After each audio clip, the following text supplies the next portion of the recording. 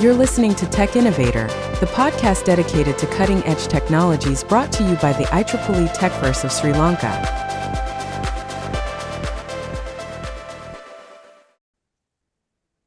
Hello everyone, and welcome you all to the first episode of Season 4 of Tech Innovator podcast series brought to you by the IEEE Techverse of Sri Lanka. We are excited to embark on this new season, building upon the success of our previous 3 sessions. With Tech Innovator, we bring you the latest cutting-edge and leading-edge technology. And today we explore the groundbreaking field of satellite communication and advancements. I'm your host, Amaa Samarasekara, and today we are diving deep into the world of satellite communication with a true expert in the field. Joining us is Dr. Amal Punchihewa, a renowned figure with an illustrious career and the Director of Technology and Innovation at the Asia Pacific Broadcasting Union. He graduated with a Bachelor of Science Engineering honors specializing in Electronic and Telecommunication Engineering from Sri Lanka, Master of Engineering from Technical University of Eindhoven, Netherlands, and PhD from Mesa University in New Zealand. With a wealth of experience in technology and innovation, he has been instrumental in shaping the broadcast landscape. His contribution to the World Broadcasting Union technical community and ITU broadcast related technical activities speak volumes about his expertise. And as a researcher, consultant, and advisor, he continues to be a driving force in the ICT and broadcast technology sector. We are thrilled to have him with us today to share his insights and expertise on all things satellite communication. Dr. Punchihewa, welcome to the show. Yeah, very happy to be with your event today, and thank you for the invitation. Thank you. Yeah, we are warmly welcome you here, Chef. As we delve into the advancement in satellite communication, we uncover the transformative impact this technology has across various industries. From the early milestones to the latest innovations like Starlink, the field of satellite communication continues to evolve rapidly. Like satellite communication has come a long way since its inception. So to understand its current landscape, let's start with the expert. So, could you start by sharing a bit about your background and experience in satellite communication? Sure, thank you.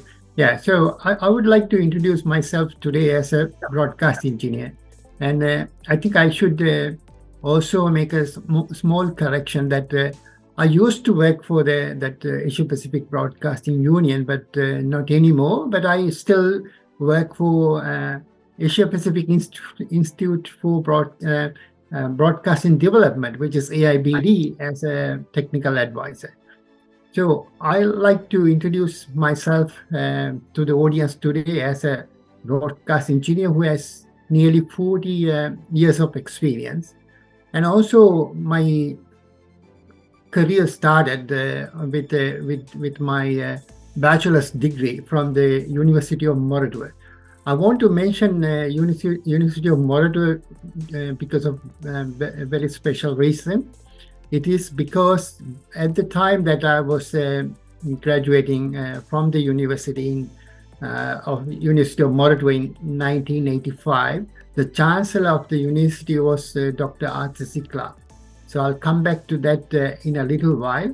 And so that's what I like to highlight at this point. So during that 40 years of my work in the industry, both in the ICT, that is Information Communication Technologies, and also narrowly focused on broadcasting technologies for last 2 decades or so, has given me a lot of opportunities to work with the industry, sometimes harmonizing these technologies across the globe because that's important for interoperability and affordability and so on.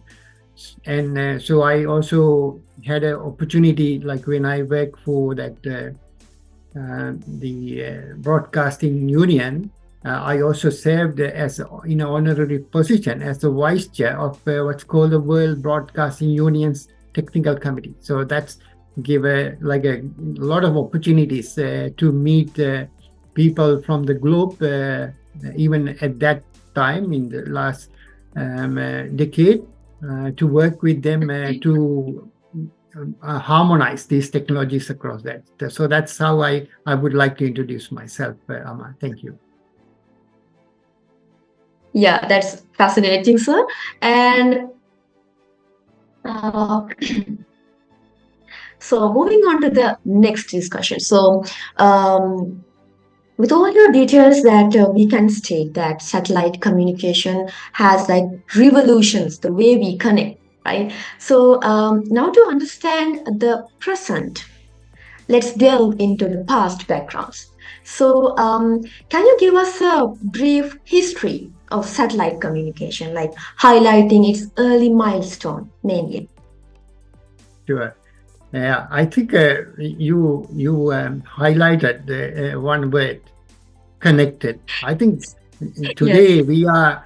we are experiencing highly connectedness due to various technologies. So one of them is now a lot of people got some device in their hands, and that is connected, and then you can live talk to people across many geographies beyond the islands. So even right now you are talking from far over there to me, where we are southern end of the hemisphere.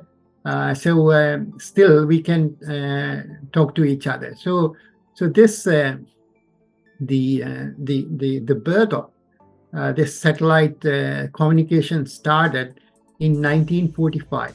So in 1945, a person called Arthur C. Clarke, as we now call Sir Dr. Arthur C. Clarke, he wrote an article to what is called a wireless world. So it's like now we do research as researchers, or even as practitioners, we research and we publish case studies. So we publish in various scholarly journals, books, and so on. So those days there was this what's called the Wireless World, one of the well-known publication. So he wrote an article to that one about what we call these extraterrestrial objects. So I would like to introduce two terms at this point. When some communication origination or something happens on the ground, we call it is terrestrial. It's happening on the ground. So when it is out of the ground, so in the space, then we are called the extraterrestrial. So he wrote this article in 1945 that if we have an object in the space at a certain distance, and if it is orbiting around the Earth at that distance, it will be visible stationary. And that would connect the complete world using a few of these artificial objects. So these are called the satellites. So the satellite, if you go to a dictionary, they define these terms. Like if you go to Merriam-Webster, it defines a satellite as a celestial body orbiting another of large size. So there are two bodies. The smaller one orbits around the larger one, and then and also the Cambridge dictionary defined the satellite as a device sent up into space to travel around Earth, used for collecting information or communicating by radio, television, and so on. So as I told you, the important the thing is, we need to understand that so in 1940s, so it is 1945 was just after the World War. So people's priority was to bring up the sanity and recover from that the hardship. But there was this idea of this if we have an artificial object orbiting around Earth, it might look stationary. It's called a geostationary, so with respect to the Earth. But the Dr. Arthur C. Clarke, this paper is the one which sort of really changed all that after the that publication in the wireless world. The concept around if we have three of these satellites orbiting around the Earth, it could cover the complete globe. And that's how, like many years ago, even like I remember in 1990s, we were talking about global village, and now it has developed much more beyond that. But the concept of that connectivity that you could otherwise cannot have only using the ground station, what we call the terrestrial links, can be enabled through these artificial stations in the space. So that's how it is started, and it was started in 1945. So that was only remember, that was only the idea. That's a postulation. But it took some time for it to realize. So actually, the more useful satellite for communication was launched in 1960s. And actually today, in this year, we are celebrating 60 years of that. So that was in 1964 through a like a global collection of all the countries in the world created the organization called the Intelsat. Today it's a commercial organization, but in 1964 it's a consortium. It's a consortium of all the governments put together, and they operated this Intelsat to operate the global communication. So that's the birth of that. So that satellite enabled many forms of communication, including point-to-point television enabled, and also telephony. Large number of telephony channels grouped together and then sent through these point-to-point links.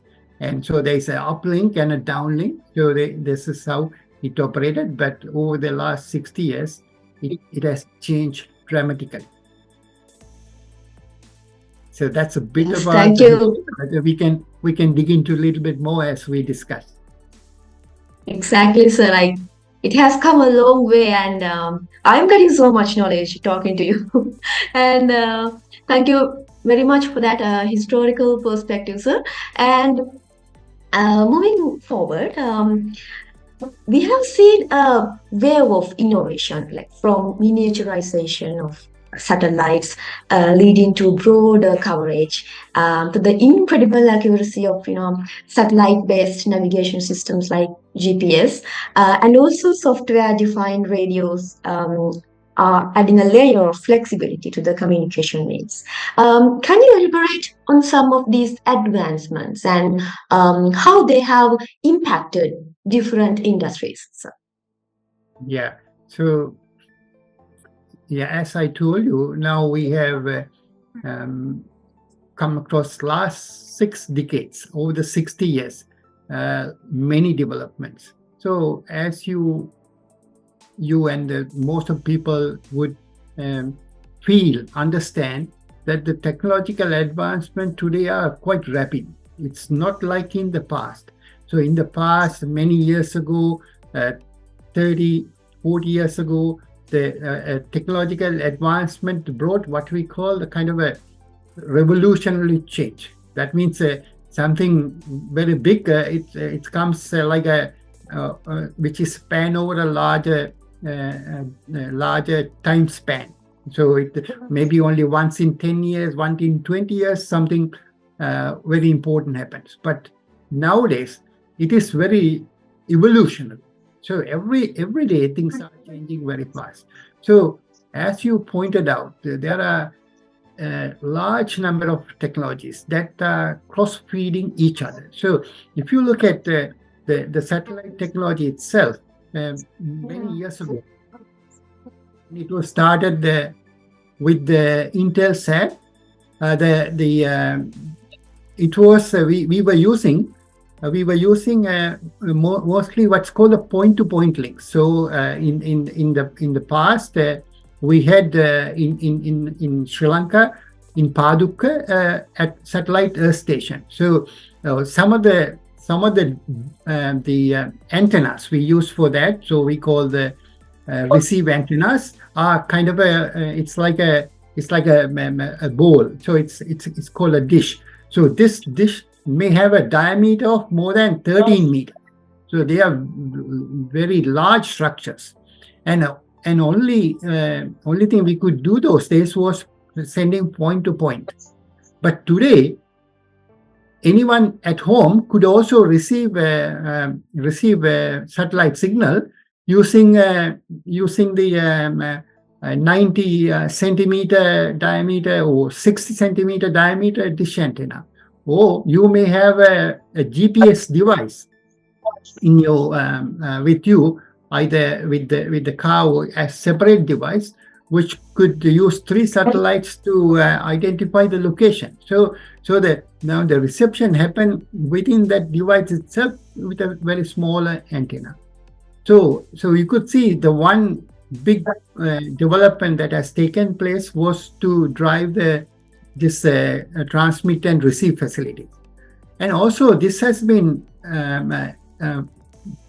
enabled through other things, because a lot of us don't see that. But so one large area that has seen a lot of advancement was in the signal processing, because I'm also my sort of main specialization in signal processing. So if you take signal processing algorithms, so that means what we do when we are sending a signal from one point to another point, so that we don't lose any data. We can, if there is an error, we can detect that error, we can correct that error, and then we need to send the over a large distance, and we have enough power and so on. So we have seen all those technological advancements. So we have much more robust signal processing mechanisms and algorithms, and those can be now very easily implemented because we have very advanced silicon technology. So the chip technology. So we don't need the larger processing, right? So like, as most of us know, that when we first started with computers were like,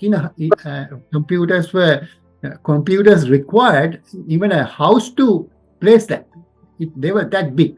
Now the today's simple mobile phone may have like 1,000 times power of some of the main computers or mini computers we had in the very early stages. So some of the technologies that are advancing are in the signal processing, in the antenna technologies, and also like the other important aspect was like these satellites are around are quite far away. They are about 36,000 kilometers away from the Earth.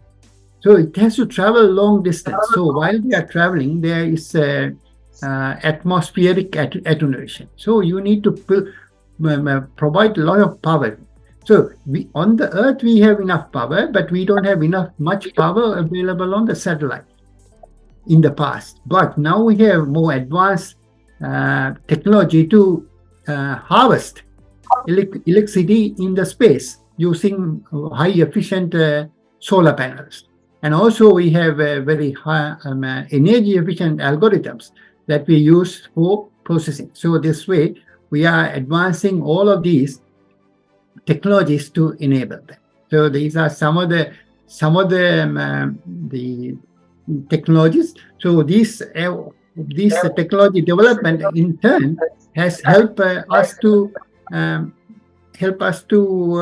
provide a wide range of services, because those days, like I remember in 1990s when I was working for national television So the signals coming, let's say a test match or a cricket match played overseas, will come through the satellite, but it's first come to the Paduk station, and then from there it has to come to the another station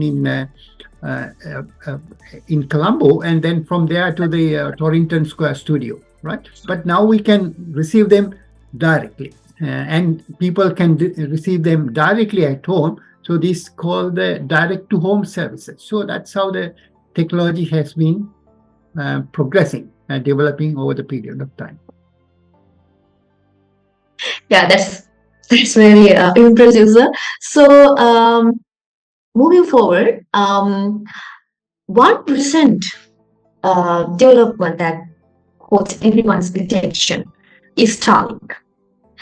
So as I researched on that a bit, what caught my attention the most was, sir, the latest technology that they have been used to reduce the time it takes to travel the data back and forth. So as I found that the technology has impacted on a faster internet speed than the traditional internet, just like you mentioned before. So would you agree with me on these facts, like how this Starlink technology revolutionized the satellite communication? Yes. So what you are talking about is in the satellite technology, we have gone from I told you that in all this time, last 60 years, we have been using a satellite in the space. It's quite far away, 36,000 kilometers away, which appears to be stationary. So we are called they are geostationary satellite. So they are orbiting in an orbit. So that's what because Dr. Arthur C. Clarke is a mathematician, so he proved mathematically when that satellite is orbiting in the geostationary satellite, it appears to be stationary to the Earth, so that we don't have to do tracking of that satellite. So that's a very important factor that when we had that satellite. But the downside or the weakness or the drawback of that geostationary satellite is, because we are still using them, is the signal has to travel a long distance, so we need more power, and also it takes quite a long time. So it could take around 200 plus milliseconds. So it takes about 230 milliseconds for what we call the round trip, because the signal has to be uploaded to a satellite and then it need to come back to the Earth again at a different place. So there's an uplink and a downlink. So it has to go a little more than 36,000 kilometers twice to get from one point to the other. So people have now researched and now deployed. We have already deployed what are called the low Earth orbit satellites, or also known as LEOs, or the in between the LEOs and the geostationary, the middle one, the MEOs. So when these LEOs and MEOs are being closer to the Earth, so it has to travel less distance. So let's say if you are using the LEO satellites, like what you mentioned, the Starlink using, so they are closer to the Earth. So they are the time it takes to round trip travel is around 10 milliseconds. So that way we save quite a lot of time. So that's why now like traditionally ISPs or internet service providers, they used as we call the backhaul or the larger core network all over the world, the fiber, and they use to some extent satellite, but not very much. So now, where you cannot draw a fiber, we are now deploying the satellite for that. So that's where what you mentioned, Amaa, that the internet service providers are trying to use the satellite for internet satellite services. So they are providing internet services but using satellite. So the advantage of using the satellite in this case is where you cannot draw a wire, draw a fiber, you can reach them. So that's how it's going to work. So the advantage is it is at a closer distance. So the delay, what we call like technically in this sense, is the latency. Time it takes getting from one place to another is very much low compared to the geostationary. But it also comes with other drawbacks, like then you need to track them. For that, you asked earlier the question of what are the other technological advancement happening. So we can address that bit of a tracking issues we using what we call the steerable antenna arrays. So the antennas, we don't have to physically move, we can steer them, we can move them electronically. So that's how again we use that technology. Yeah, well, Starlink is certainly a game changer here. So another interesting trend is the emergence of smaller satellites, just like again you mentioned it. So just like I mentioned about the miniaturization of satellite before, there are variety of trends towards smaller satellites like CubeSats and nanosatellites, and they have a considerable impact on the industry as well. So I'd like to discuss about this more as well, sir. Yeah, definitely.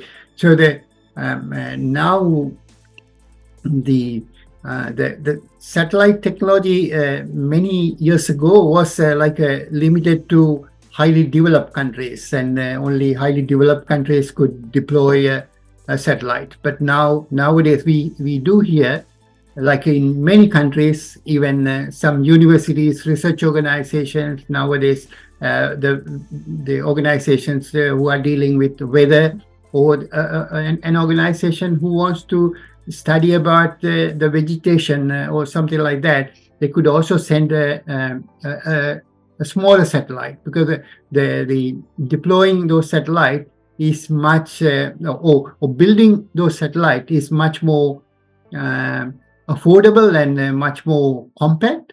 And that's how actually the classification of a satellite takes place. So the weight of the satellite will determine the class, the different type of satellite. So sometimes you may have heard the cube satellite, the miniature satellite. So there are, like, depending on the weight category, there are so many satellite, and also the launching some of those satellites to various orbits is quite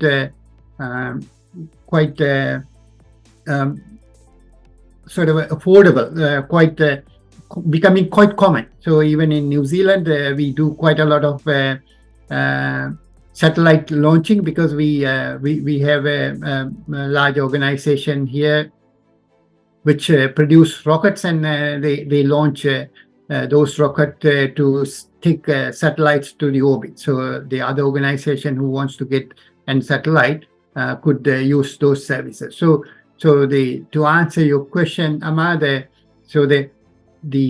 as I told you, the circuitry is getting compact, and you don't need a lot of heavy circuitry. So you can bring the weight very low, keep the very low, and also you can provide energy using more efficient ways to run the satellite for the duration of that while it's in the orbit. Yeah, thank you very much for that information, sir. Looking ahead, what do you see as the next big breakthrough in satellite communication technology? Yeah, it's a quite hard question to answer, because there are so many research happening to bring various to improve the services. So what we are doing now to improve services. So one thing we always want to do is since I'm also being a part of ITU work, we say there's a lot of people unconnected, more than 1/3 of the world is unconnected at the moment. So that means they don't have any form of a internet connection. So how we can connect them? But there is a challenge that when we say unconnected and we want to connect them, we want to connect them in a meaningful manner. So the description of meaningful connectivity means the service is available, right? But also that should be we should be able to sustain that, and then we should be able to people should be able to afford. But from a very technical point of view, I think something that will happen very, very soon would be as most of us know, because when we go out and walk around, we see so many cellular towers where they provide mobile services, right? So for you to get for you to have a signal, for you to have the connectivity to talk or to get the data, you need that mobile base station. So you see them. So they are on the ground. So that's what I told you about the terrestrial. But the extraterrestrial ones are the ones in the space. So where you cannot build a tower, the best would be to have that extraterrestrial station. So I see this will be the next big thing, becoming common and affordable. So it is technically possible today. Technically, service is available, but people cannot afford at this moment. So it is true for the Starlink as well, because you ask about the Starlink. So in the world, there are a number of organizations. Starlink is one of them. So the other one is called OneWeb. So that's in UK. So they are all trying to offer the LEO-based, low Earth orbit-based satellite services around the world. But the problem is you need heavy investment for you to get the hardware that is required for you to receive the signal and to uplink the signal. So you need a dish and a processing box which does it's like a gateway for your if you normally have a internet connection at home, so you have a modem at home. So you need something like that and the dish for you to get this. So currently, two main the ones are the Starlink and OneWeb. They are quite expensive if you look at. So they may not be able to afford to an average person. So that will become more affordable in the coming years. So that's so how I see that is like the way that we are connected today through internet to the device, but there's still if we go out to a place where there is no mobile coverage, then you are once again get disconnected, because it's not practical to have a mobile station in a park area, in a forest area, or but if it is from the outer space, then it can cover large area. So that's how even 1945, Dr. Arthur C. Clarke did see that. So that's I think the big thing that's going to happen. But we need to make sure that all that happen with some people for keeping everyone in mind, not the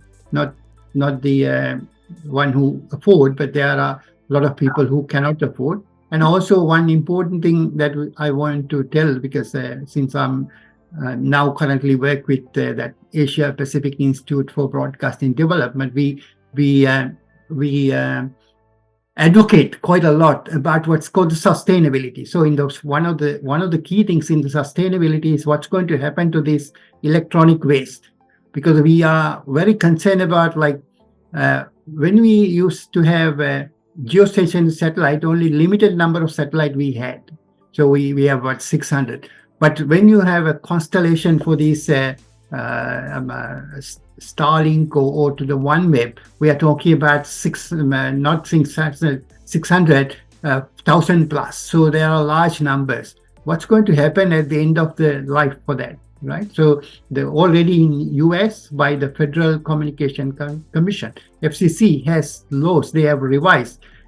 If they don't remove those debris, those old things, they will be fined. So I think we should have, while we are enjoying these wonderful technologies, we also need to make sure that we don't create sort of a problem for the future generation. So I can give an analogy to that. Let's say everyone get a vehicle, everyone use the vehicle, and then when it is not working, if you start dumping on the road itself, how can the future generation could drive on those roads, because those roads won't be accessible. So I think, so in a holistic approach, so that's how I would like to see all these developments.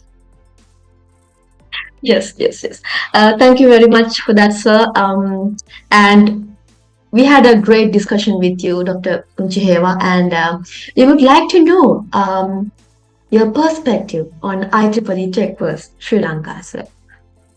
Oh yeah, no, I was really happy about when I heard about that after my that distinguished lecture in Sri Lanka.